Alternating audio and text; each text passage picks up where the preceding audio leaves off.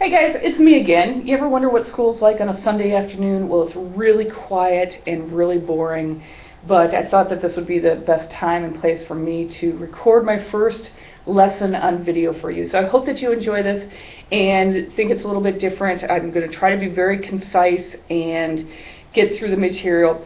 Might be a good idea for you to take some notes on this. Vocabulary is very, very important. And so I want to make sure that you understand the vocabulary, because when we apply this, it is going to be very important that you understand what I'm saying. So we are getting into graphing, and I don't know if you remember me saying all year long, but the whole point of algebra and the whole point of math is be able to describe and predict data. So I'm going to write that up here just as a reminder. Describe and predict data. Okay, I think that you can probably see that. There's a little bit of a glare, I know, but hopefully that you can see that what we've been doing up to this point is to be able to manipulate the numbers and to be able to solve equations, but we need to be able to get the information into equation form first. And one of the ways that we can do that is by taking data, being able to describe it, what's happening with it, and then putting that data into an algebraic form so that you can then use that information to predict what could come in the future. So how do we do that? How do we graph information? The first thing that we have to do is we have to put it into a two-dimensional system. And that two-dimensional system is called a coordinate plane, or a Cartesian plane, or a rectangular plane. But basically, I'm going to just call it a graph.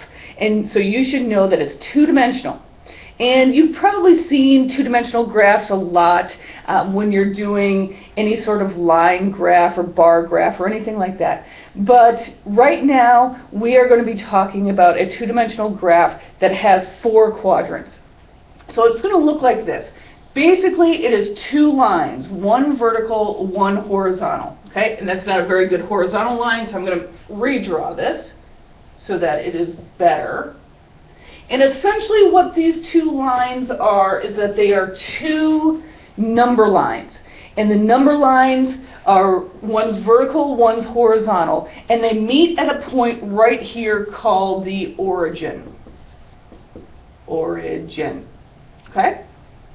So the vertical number line and the horizontal number line, the horizontal one is a little bit easier to see, and we know that any number line, everything from this point here, these are positive numbers, 2, 3, 4, and so on and so forth. Those are integers on there. Remember what integers are?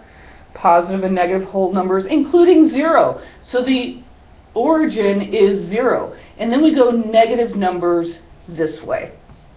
So -1, -2, and so forth. So we've got a horizontal number line this way. But the nice thing about graphs, or Cartesian coordinate systems, is that there is also a vertical number line. And in the vertical number line, the positives are on the top, and the negatives are on the bottom. So -1, -2, so forth. Okay? So we've got 2 number lines, and we're going to call them axes. We have the vertical axis and the horizontal axis. And the horizontal axis is called the x-axis, and the vertical one is called the y-axis. Okay? And the x-axis and the y-axis meet at 0, or the origin, and the axes, which is the plural of 2 axes, 2 axes make the axes, separate this plane, which is a two-dimensional figure. We've talked a little bit about that. Separates the plane into 4 distinct areas. They're called quadrants. 4 areas are called quadrants. And the first area right here in the upper right-hand corner is quadrant number 1. And then we go counterclockwise around. This is quadrant 2, this is quadrant 3, and this is quadrant 4. So if you've played Battleship or anything like that where you've had to call out coordinates, you know that there are two parts to the coordinates. All right? There are two parts to the coordinates. There's one number and then a second number, and those are called ordered pairs. The way that an ordered pair works on a coordinate system is that we always start with the x-axis first. We always start on the horizontal, and then we talk about the vertical.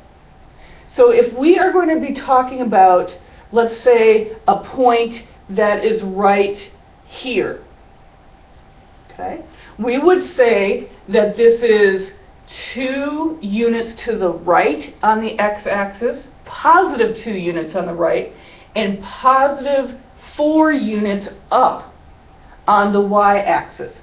So it's positive 2, positive 4, and we can write it like this, 2, 4. And they're both positive. And that's what's going to happen to all of these points that are in this area here.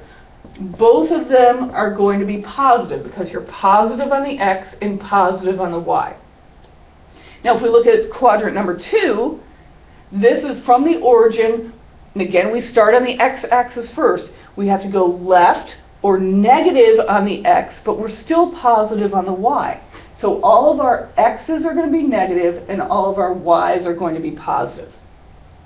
Think about what's going to happen down here. We're going left or negative on the x and down or negative on the y. So any points in here, they're going to be negative, negative. You're a bunch of smart folks in here. I know that you know what this is going to be. Think about it. Think about which way this is, positive or negative, and which way this is, positive or negative. I'm going to give you just a moment. And if you've got positive, negative, you're absolutely right. So this is our coordinate system right here. And I wanted to introduce this to you. There are a couple of great YouTube videos that you can look at also, but I want you to understand the vocabulary, and I've written vocabulary down right here. Coordinates, ordered pairs, 2 dimensions, the x-axis, the y-axis, the origin, positive and negatives here in the quadrants.